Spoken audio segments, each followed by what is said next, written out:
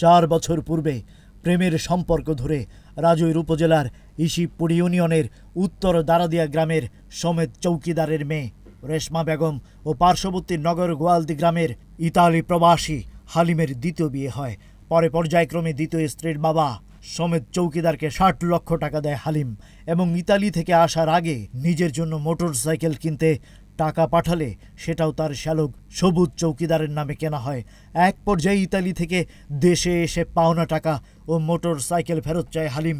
এই নিয়ে হালিমের সঙ্গে তার দ্বিতীয় স্ত্রী শ্যালক শ্বশুরবাড়ির লোকজনের কথা কাটাকাটি হয়। পরবর্তীতে সোমবার রাতে শ্বশুরবাড়িতে ডেকে নিয়ে তারা হালিমকে পিটিয়ে হত্যা করা হয়েছে বলে অভিযোগ পরিবারের।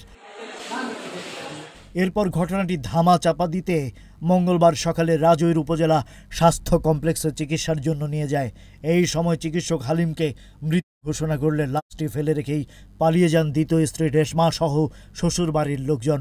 পরে খবর পেয়ে হাসপাতাল থেকে লাশটি উদ্ধার করে মাদারীপুর সদর হাসপাতালের মর্গে প্রেরণ করে পুলিশ। এই ঘটনায় অপরাধীদের ফাঁসির দাবি জানিয়েছেন নিহতের পরিবার ও স্বজনরা। ঘটনাটি সন্দেহজনক।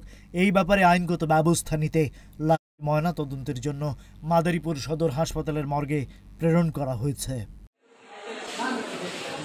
মাদারীপুর প্রতিনিধি মেহেদী হাসান সোহাগের পাঠানো তথ্যচিত্রে ডেস্ক রিপোর্ট।